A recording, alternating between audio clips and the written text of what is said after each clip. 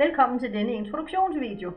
Jeg hedder Hanne Jørgensen og er uddannet hjerte- og forskningssygeplejerske, akupunktør og aurikuloterapeut. Denne video har til formål at forklare og demonstrere, hvordan en behandling med aurikulomedicin og akupunktur kan foregå til børn og unge, der er berørt af symptomerne inden for autismespektret og ADHD. Behandlingen er helt smertefri, helt uden brug af nåle og derfor yderst velegnet til børn.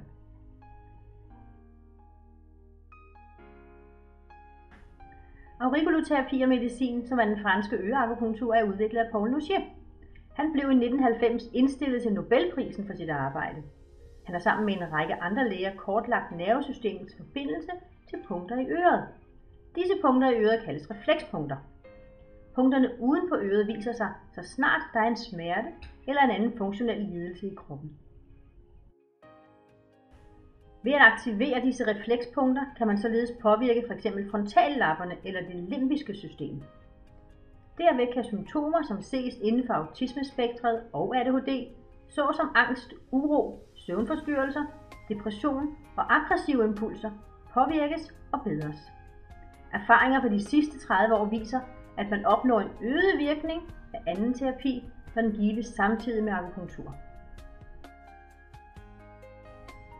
I 1990 udtalte generaldirektøren for WHO, at aurikuloakupunktur formentlig er den mest udviklede og bedst dokumenterede behandling videnskabsmæssigt af alle mikrosystemer inden for akupunktur. WHO har optegnet en liste over 150 sygdomme, som aurikuloterapi er velegnet til, blandt andet søvnløshed, depression og stress. I en terapeutisk sammenhæng kan øreakupunktur anvendes til både at skabe kontakt til tidlige oplevelser og til at dæmpe symptomer som angst, sorg, aggressive impulser med mere. Under akupunktur påvirkes mange processer i kroppen. Neurotransmitterstoffer som dopamin, noradrenalin og serotonin bliver blandt andet påvirket i produktion. For børn, som er berørt af ADHD og autisme, er angst oftest det mest fremtrædende og mest invaliderende symptom. Og derfor vil behandling af angst være i primær fokus under en behandling. I dag har jeg besøg af Victoria. Hun har diagnoserne infantil autisme, selektiv mutisme, OCD, cat-eye syndrome og hypermobilitetssyndrom. Før jeg går over til at demonstrere en behandling, så vil jeg fortælle jer om pulsen.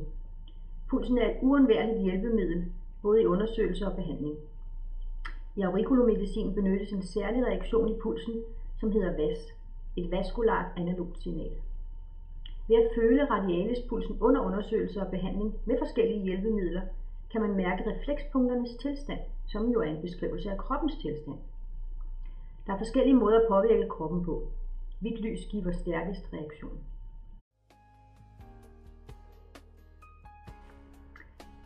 Kroppen vil under behandling benytte sig af den form for behandling til helbredelse, som den bedst kan bruge.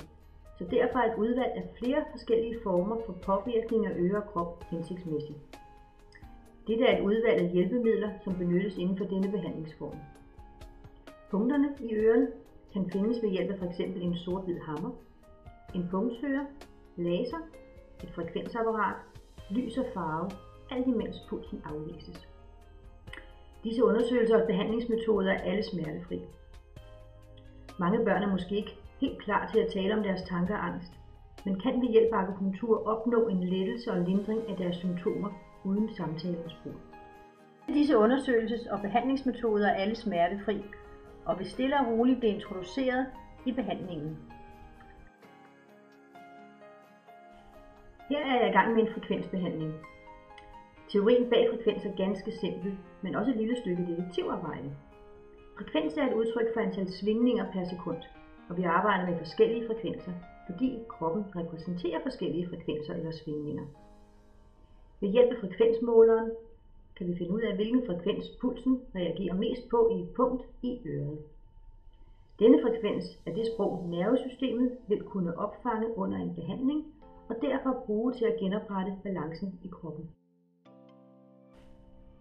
Lys- eller farveterapi, det kan bruges til undersøgelser og behandling.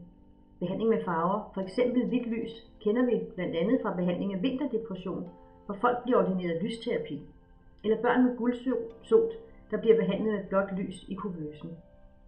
Flere studier har vist, at påvirkning af hvid eller farvet lys på huden stimulerer det neuroendokrine system, som ved at påvirke neurotransmitterproduktionen frembringer en reaktion i kroppen. Behandling med farver er altså kendt. Farvevalg afhænger af, hvad man ønsker, der skal påvirkes. Her i dag vil jeg vise jer, hvordan man behandler hjemme for lateralitetsforstyrrelser. Det er kendt for at være en nedsat kommunikation mellem højre og venstre hjernehalvdel. Lige foran øret ligger reflekspunkterne, hvor vi kan påvirke samarbejdet mellem venstre og højre hjernehalvdel. Her ses I, der lyses ovenpå en påmalet grøn farve. Der lyses så længe der er en pulsreaktion, og ellers hjemme 1 minut.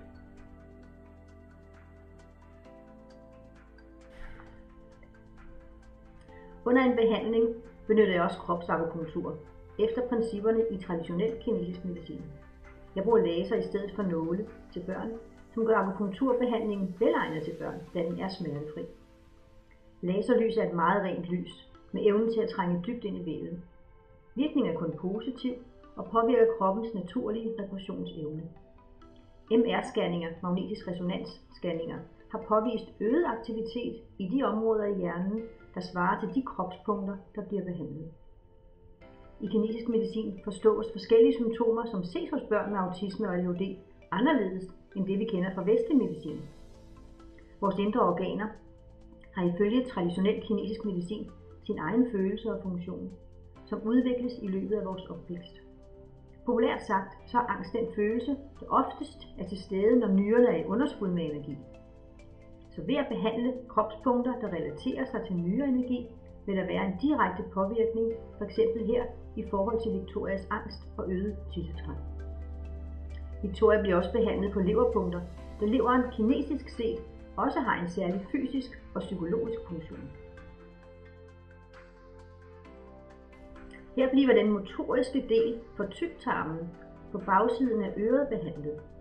Victoria har gennem mange år været i behandling med afføringsmidler dagligt, så tyktarmen er blevet lidt doven, samtidig med at der ligger en angst og et ubehag i forbindelse med toiletbesøg. Påvirkning i dette punkt vil normalisere tyktarmens funktion. Ved de fleste behandlinger sættes små ioniserede kugler på øret på udvalgte punkter. De er især velegnet til forskellige typer af angst og søvnforstyrrelser, men har en virkning på alle punkter, de påsættes. I 1999 begyndte psykiater Michael Smith at behandle angst og hyperaktivitet hos børn med bl.a. ADHD. Sammen med andre udviklede han en metode, hvor blot et punkt på hvert øre skulle behandles med en magnetisk kugle. Omkring 50% af børnene beskrev en mærkbar symptomændring. De oplevede bedring i motorisk uro, hyperaktivitet samt aggressive impulser og øget koncentrationsevne. Fordelen ved at bruge aurikulomedicin og magneter er, at man på sigt forhåbentlig kan reducere brugen af medicin og dermed give vores børn færre bivirkninger.